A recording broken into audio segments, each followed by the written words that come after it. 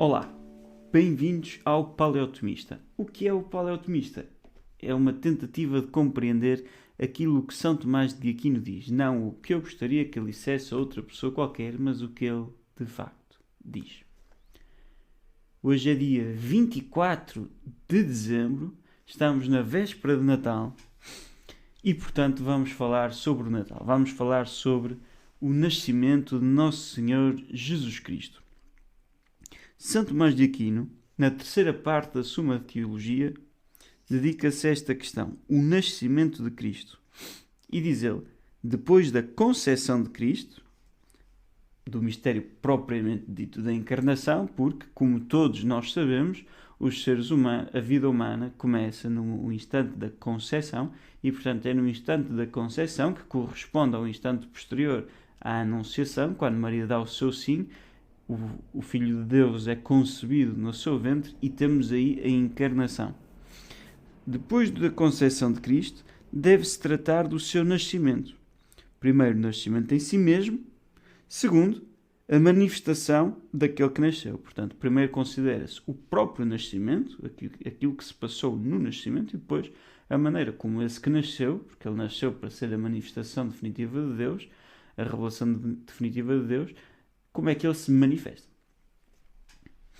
Com relação ao primeiro, ao nascimento em si mesmo, são 8 as perguntas. Portanto, esta questão 35 tem 8 artigos. Eu repito aquilo que já dissemos, numa questão da Suma de Teologia, a questão corresponde a um tema, no caso, o nascimento de Cristo, e cada artigo assim corresponde a uma pergunta. E temos aqui, primeiro artigo, o nascimento cabe à natureza ou à pessoa?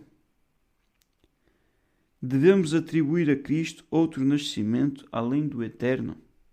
A bem-aventurada Virgem é a sua mãe segundo o nascimento temporal? Deve ela ser chamada Mãe de Deus? Cristo é Filho de Deus e Filho da Virgem Mãe segundo duas filiações? Como nasceu? Onde nasceu? Quando nasceu? E pronto, são muitas perguntas. A boa notícia é que nós não vamos ler nenhuma destas. Mas, para aqueles que têm curiosidade, se o nascimento cabe à pessoa ou à natureza, cabe à pessoa, são as pessoas que nascem. Se devemos atribuir um nascimento temporal, sim. Cristo nasceu no tempo. O verbo eterno, que não tem tempo, nasceu no tempo. A bem-aventurada Virgem pode ser chamada Mãe de Cristo por causa do nascimento temporal. Claro. E se é Mãe de Cristo, é Mãe de Deus? Claro, porque Ele é Deus. Nós sabemos que isto é uma grande discussão teológica, porque é que significa ser Mãe de Deus. Nossa Senhora não gerou a natureza divina, mas também não gerou a natureza humana, no sentido em que aquele que nasceu foi a pessoa, não foi a natureza, e portanto aquela pessoa que nasceu é Deus. Então ela é Mãe de Deus, embora não tenha gerado a natureza divina, como é evidente. Existem duas filiações em Cristo, mais ou menos, mas mais ou menos, vamos ficar por aqui, e isto é conversa para outro dia. Como é que nasceu? A pergunta é se Cristo nasceu sem dor da mãe. E São Tomás diz que sim, Nossa Senhora não teve dores de parto, teve uma grande e profunda alegria. O motivo para isto, e claro que isto a nós choca-nos, mas o motivo para isto é duplo. Do ponto de vista biológico, Nossa Senhora foi mãe inviolada. Portanto, não perdeu a virgindade ao ser mãe. Ou seja, Nosso Senhor, ao passar pelo seu ventre, não rompeu nada e, portanto, não há nada para doer, não há nada para causar dor. Isso é a razão número 1. A razão número 2, que São Tomás diz, também se poderia fazer esta leitura, que ela não tem pecado, está livre do pecado original e, portanto, estaria livre da dor de dar à luz, como nós vemos no relato do Gênesis, é uma das consequências do pecado. Depois Cristo devia nascer em Belém, sim. E aqui estamos naquele nível de questões que eu falei da última vez, que nós já sabemos a resposta, não é? Portanto, ele nasceu em Belém, diz a Sagrada Escritura. A questão trata-se de perceber a simbologia que aí está. Cristo nasceu no tempo oportuno?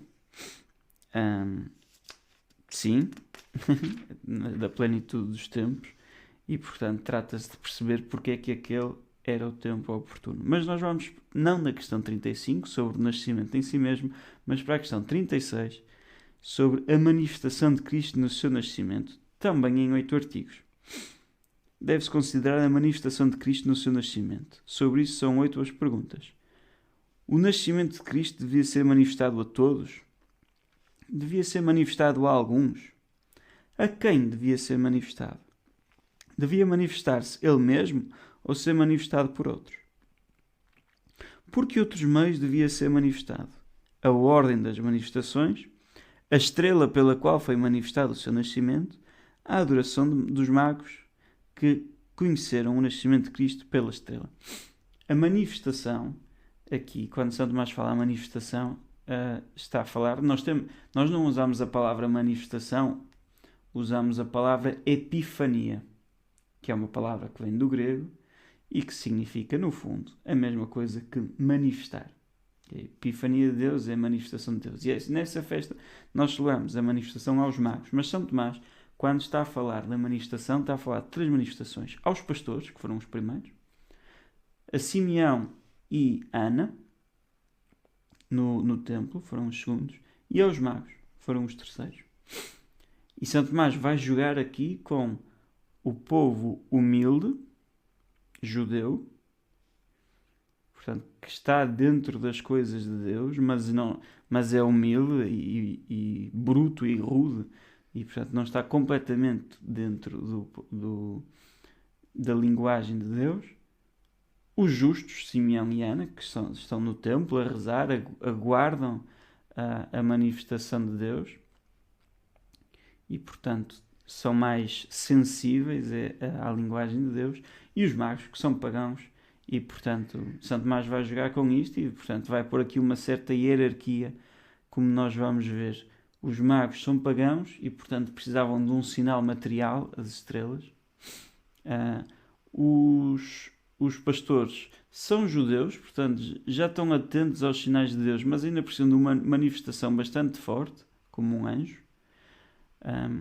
E Simeão e Ana são justos e, portanto, estão atentos ao impulso interior do Espírito Santo, que foi quanto lhes bastou para se aperceberem que aquele menino é Deus.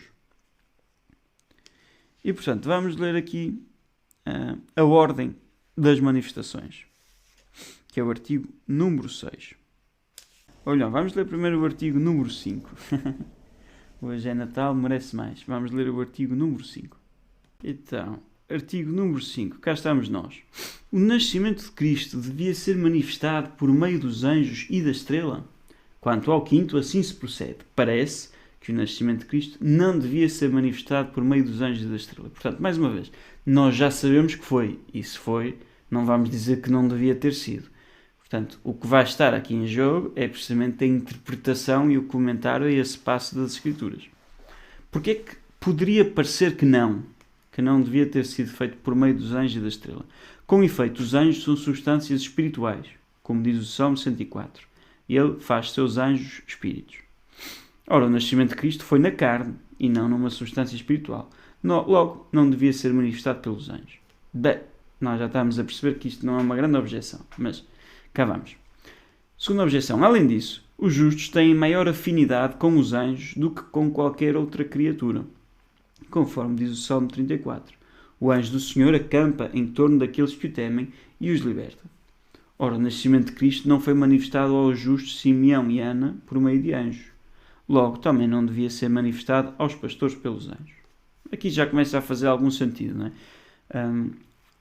Os anjos deviam ir aos justos. Se não foram aos justos, porque é que foram aos menos justos? Bah, eu já dei parte da resposta há pouco, mas percebemos que há aqui uma intuição espiritual que parece fazer algum sentido, mas à qual São Tomás há de responder.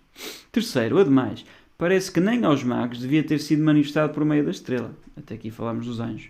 Pois poderia ser ocasião de erro para aqueles que acreditam que os astros presidem ao nascimento dos homens, que era o caso dos magos porque eles eram pagãos, ou poderia ser o caso deles. Ora, as ocasiões de pecar devem ser afastadas dos homens. Logo, não convinha que o nascimento de Cristo fosse manifestado por uma estrela.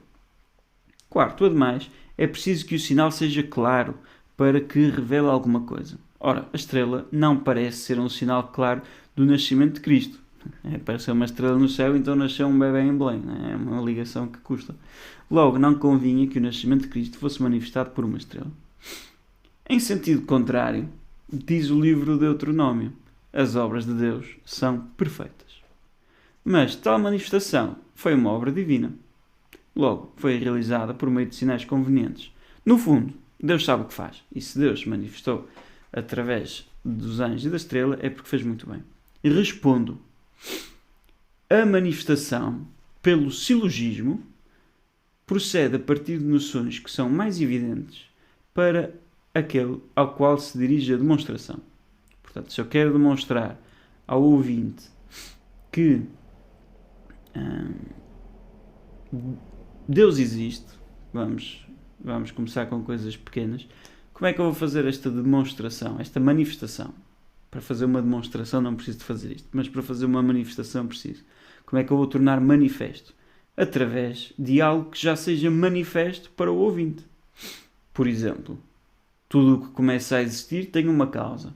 Isto é manifesto a toda a gente. O universo começou a existir. Isto para nós que vivemos no século XXI é manifesto. Segue-se necessariamente a conclusão, em silogismo, que é o que o Santo Tomás está a falar. Um silogismo é um argumento dedutivo com duas premissas e uma conclusão. Segue-se que o universo tem uma causa. Okay? Então, de duas premissas que são manifestas para o ouvinte, eu cheguei a uma conclusão que pode ser mais ou menos manifesta dependendo do ouvinte, claro. Isto Santo Tomás usa para comparar com a manifestação que estamos a falar. Assim também, a manifestação feita por sinais deve utilizar sinais que sejam mais familiares aos destinatários da manifestação.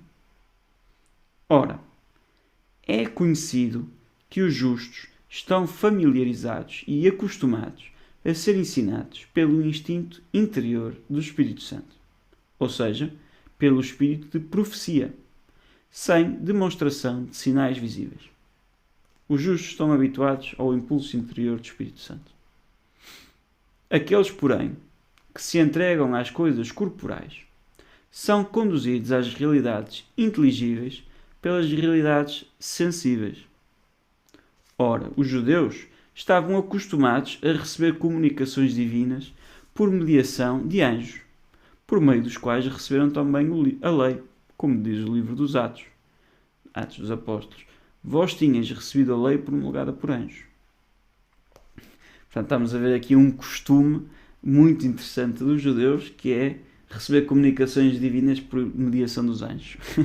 Não sei quão costumeiro é que isto é de facto, mas percebemos o que São Tomás está a dizer. Ao povo judeu não era uma coisa nova receber a comunicação através dos anjos. Aos pagãos, porém, e sobretudo os astrólogos, estavam acostumados a contemplar o movimento das estrelas. O que é que São Tomás está aqui a dizer? Ele está a falar de 3 manifestações, como eu disse, ao Simão e à Ana, aos pastores, aos magos. E, tal como num silogismo, quando eu estou a tentar convencer alguém argumentativamente de alguma coisa, eu tenho que partir de uma base comum com a outra pessoa, tenho de partir de algo que já é manifesto à outra pessoa. Também numa manifestação por sinais, como é o caso, eu tenho que partir de sinais que são manifestos.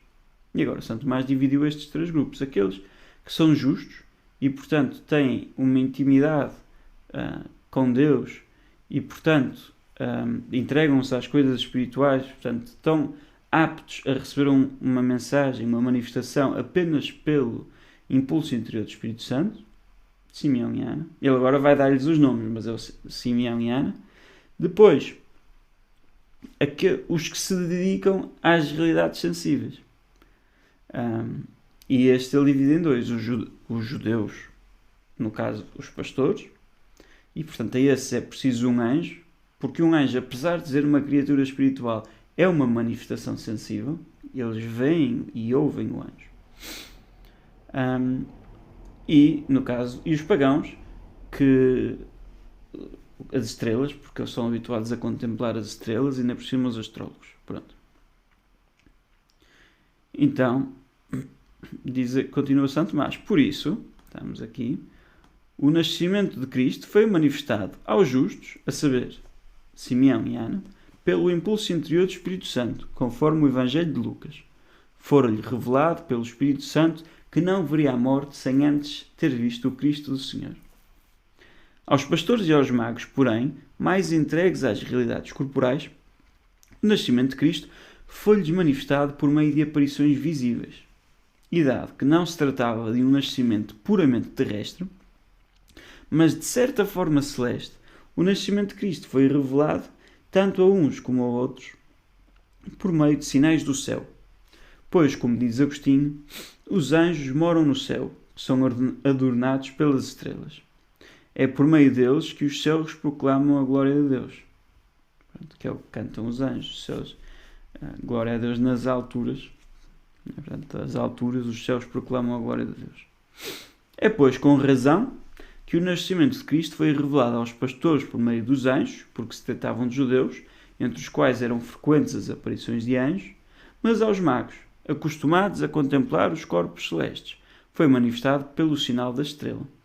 Pois, como diz Crisóstomo, São João Crisóstomo, por condescendência com eles, o Senhor quis chamá-los pelas realidades às quais estavam habituados. E já vamos a outro motivo, mas vejamos a sabedoria que está aqui dentro, não é? Que Deus fala a cada um segundo a sua própria medida. Aquela pessoa é capaz de perceber os impulsos interiores do Espírito Santo, então Deus vai-lhe falar pelos impulsos subtis interiores do Espírito Santo. Aquela pessoa é mais dada às coisas sensíveis, então Deus vai-lhe falar pelas coisas sensíveis. Seja algo ainda espiritual, como um anjo, seja uma coisa puramente material, como uma estrela, Deus vai falar a cada um segundo a sua medida. E nós vemos isto, basta comparar a nossa vida espiritual e a vida dos santos. Não é que eu não sou capaz de ouvir o que Deus me quer dizer, mas não sou capaz da subtileza que Santo Inácio de Loyola era, ou que Santa Teresa de Ávila, ou... Pronto. E já sou capaz de mais alguma subtileza do que uma pessoa que se converteu anteontem. Portanto, Deus, que encarna, para se for ao nosso nível, até na maneira como manifesta a sua encarnação, faz encarnando, pondo-se ao nosso nível. E, portanto, às vezes nós pedimos sinais e Deus não nos dá, porque sabe que nós não precisamos deles, que nós somos capazes, pelo simples impulso do Espírito Santo, de o perceber. E pedimos sinais, mas não precisamos. Pronto, eu acho que isto este tema aqui eu escolhi de propósito. Acho que é algo no qual vale a pena nós meditarmos. Esta maneira como Deus a cada um fala de uma maneira diferente. Eu acho que neste Natal, enquanto acendemos a velinha ao Menino Jesus, enquanto vamos à missa do Galo, ou à missa da Véspera, ou amanhã à missa da manhã, ou à missa do dia, não faltam opções de missas nesta solenidade, que meditemos nisto, não é? Caminho para a missa. Que Deus, que se faz menino, fala-me à minha medida, põe-se no meu lugar, sabe, Ele que é o Verbo, a palavra de Deus, sabe como é que há de falar. Portanto, nunca há o risco que as pessoas às vezes quando fazem discernimentos, pelo menos é a experiência que eu tenho tido quando as pessoas partilham os seus discernimentos, as pessoas têm medo de não estar a ouvir. Deus está a falar e eu não estou a perceber. Claro, nós podemos fechar o nosso coração, mas se nós quisermos ouvir, Deus sabe falar. Não acontece que Deus queria muito que eu fosse para padre, ou fosse para freira, ou casasse com o Manel e com a Maria, que eu case com o Manel, Deus não quer de certeza. Mas que Deus queria que eu fizesse isto e eu não fiz porque não ouvi. Porque tentando ouvir, não ouvi e, portanto, o plano de Deus saiu frustrado. Não, porque Deus é omnipotente e é sábio o suficiente para saber como é que eu vou perceber. Ou então, às vezes, discernimentos... Deus é poderoso o suficiente, vamos imaginar, a pessoa está a discernir se entra na vida religiosa, se sai da vida religiosa, se começa a relação, se termina a relação. Deus é poderoso o suficiente para me chamar a mudar de vida, não só pela tristeza da vida presente, mas pela alegria da vida futura. O que eu quero dizer com isto é que Deus sabe como é que nos vai dizer as coisas. E é disso que São Tomás está a falar aqui. Deus sabe distinguir os justos. Os justos, aqueles que são dados à matéria, mas têm algumas experiências, que não têm experiência nenhuma. Se houvesse mais tipos, mais manifestações, mais tipos íamos ver aqui. Pronto. Mas há outro motivo, continua São Tomás, como diz Gregório. Aos judeus, porque utilizavam a razão, o anúncio devia ser proclamado por um animal racional, isto é, um anjo. E São Tomás acabou de chamar aos anjos animais, o que a nós é uma coisa estranha, mas, ou melhor, São Tomás não, São Gregório, mas tem a sua razão, porque eles estão vivos e são racionais, embora, lá está, tecnicamente não seja, penso eu, não seja a melhor descrição, porque eles não têm uma alma, uma ânima, são puro espírito. Mas pronto, peço desculpa, isto é Tomás o teólogo, não é Tomás o filósofo. Isto bem que isto também lá está, a filosofia serve de teologia. Bem, os judeus utilizavam a razão e, portanto, foi proclamado por um ser racional um anjo. Mas os pagãos, que não sabiam servir-se da razão para conhecer a Deus, são conhecidos não pela voz, mas pelos sinais. São conduzidos não pela voz, mas pelos sinais. E assim como os pregadores, por meio da palavra, anunciaram aos pagãos o Senhor quando este podia falar, assim, quando ele ainda não podia falar, foi proclamado por elementos mudos. É uma leitura muito bonita. E há outro motivo ainda, como diz Agostinho, porque Abraão recebeu a promessa de uma descendência inumerável, que não seria gerado pelo sêmen carnal, mas pela fecundidade da fé. Por isso, é comparada à multidão das estrelas, para suscitar a esperança de uma descendência celeste. Eis porque os pagãos, designados pelos astros, são estimulados pela aparição de um novo astro, a chegar até Cristo e tornar-se descendência de Abraão. Ou seja, dito por outras palavras, a descendência de Abraão é comparada aos astros e, portanto, é através de um sinal nos astros que os pagãos entram na descendência numerosa de Abraão. É preciso ter aqui em conta, claro, nós lemos isto e pensamos, isto são comparações bonitas, mas o Gonçalo anda aqui a dizer-nos que a teologia é ciência e isto de ciência não tem nada, são coisas bonitas. Qual é que é a questão aqui? Estamos num momento da Suma em que estamos a interpretar as Escrituras. Okay? Portanto, as Escrituras, isto são mistérios históricos e, portanto, estão relatados nas Escrituras. Não vale a pena agora ver se devia ou não devia ter sido manifestado por um anjo e por uma estrela. Foi manifestado por um anjo ou por uma estrela. E, portanto, Deus sabe o que faz, devia ser assim. Se é assim é porque devia ser, esta é a melhor maneira. Como diz em sentido contrário que lemos. A questão que se joga agora é, passado o sentido literal, que é o primeiro sentido das Escrituras, e que está claro, estamos nos sentidos espirituais. Estamos a tentar perceber de que é que isto pode ser sinal, porque é que isto pode ser assim, qual é que é o sinal, qual é que é o sentido moral. São os vários sentidos, são três, sobretudo, sentidos espirituais das Escrituras, em que o Antigo Testamento se espelha no Novo Testamento, em que as Escrituras manifestam a vida futura que há de vir e em que há prefigurações de Cristo. Eu espero não me estar a enganar nos sentidos espirituais, que é a primeira questão da teologia, portanto já lá vão algumas, mas devemos dedicar um episódio a isso, acho que vale a pena. Mas é isto que estamos a fazer, portanto, São Tomás está diante da riqueza do texto sagrado, está-nos a abrir um manancial de interpretações dos padres da Igreja e a dizer, há todas estas razões, todas estas leituras possíveis que podemos fazer. Claro, há certamente outros padres que dizem outras coisas e nós poderíamos acrescentar outras leituras, mas estas foram ditas por padres importantes e portanto, são mais dignos de consideração, claro. Então, vamos agora ver os as objeções, desculpem, não é? As respostas às objeções. Então, a primeira objeção seria que os anjos são substâncias espirituais e o nascimento de Cristo foi carnal e, portanto, não faz sentido ser através usar o espiritual para manifestar uma coisa carnal. Quanto a isto, portanto, deve-se dizer que aquilo que por si é oculto carece de manifestação, não o que por si já é manifesto. Ora, a carne daquele que nascia era manifesta. Portanto, não era preciso um anjo para vir manifestar a carne do bebê, que nasceu segundo a carne, é verdade. Mas a sua divindade oculta. Eis porque tal nascimento foi convenientemente manifestado pelos anjos, que são ministros de Deus, e o anjo apareceu resplandecendo para mostrar que o que nascia era o esplendor da glória do Pai. Pronto, acho que esta explicação de Santo Tomás ajuda. Portanto, não é que os anjos estavam a manifestar a natureza humana, de facto a carne não precisava de um anjo para a manifestar, mas a divindade daquele menino precisava de um anjo.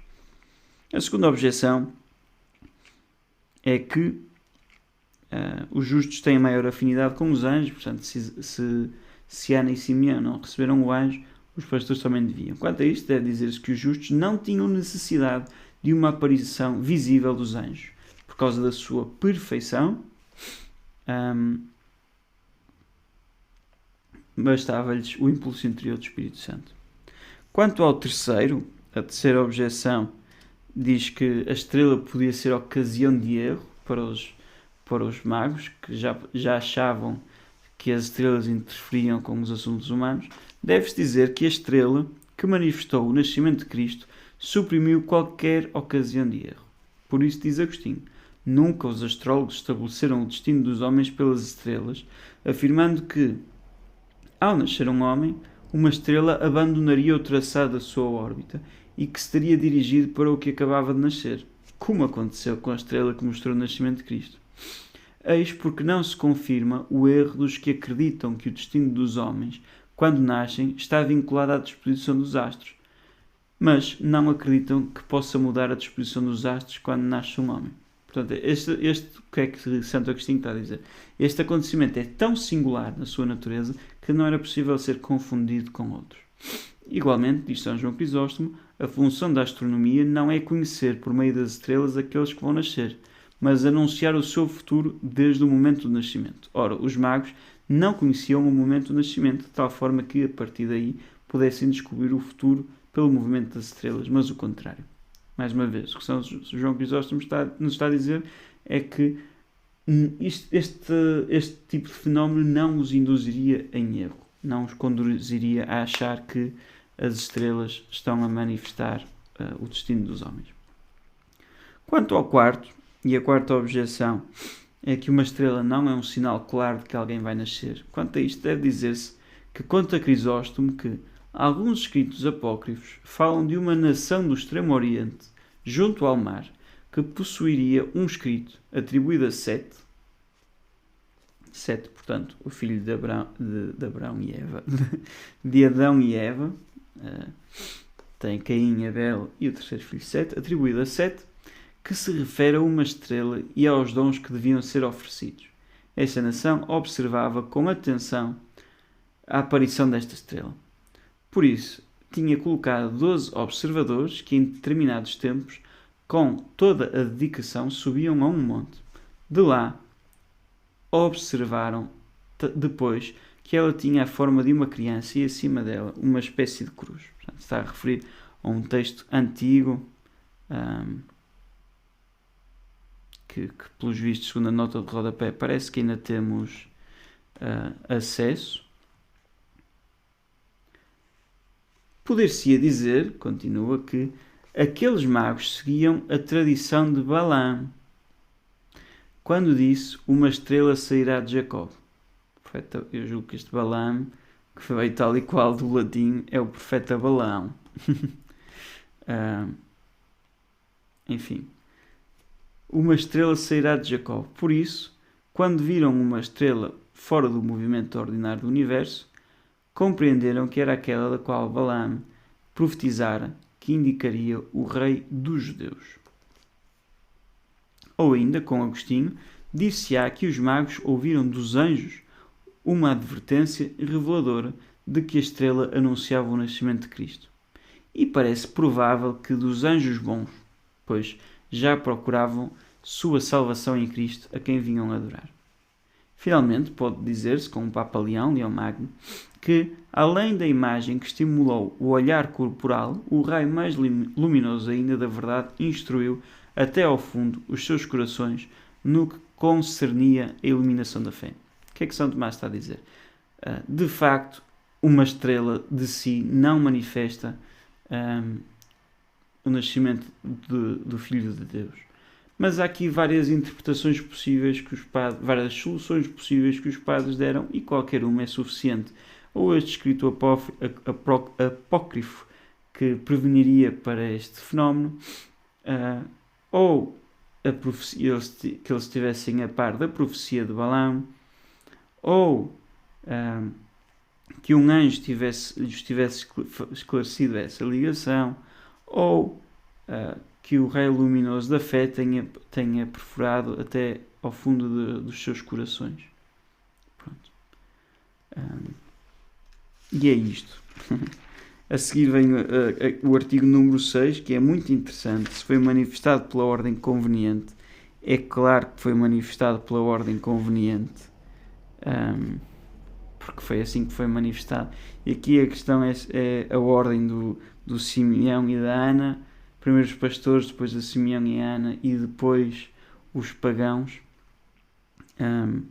E pronto, mas nós já não vamos ler isso, porque já estamos aqui há algum tempo e pronto. Muito obrigado. Foi um bocadinho mais longo que nos outros dias, mas também o mistério que estamos a ver merece. Vimos o terceiro mistério do Rosário, o nascimento de Nosso Senhor Jesus Cristo. Vimos a sua manifestação, como é que esse nascimento chega até nós. No artigo seguinte, que nós não chegamos a ver, em que São Tomás fala da ordem dessa manifestação, e o que ele vai dizer vai ser isto. Primeiro chegou para os judeus, que são os pastores.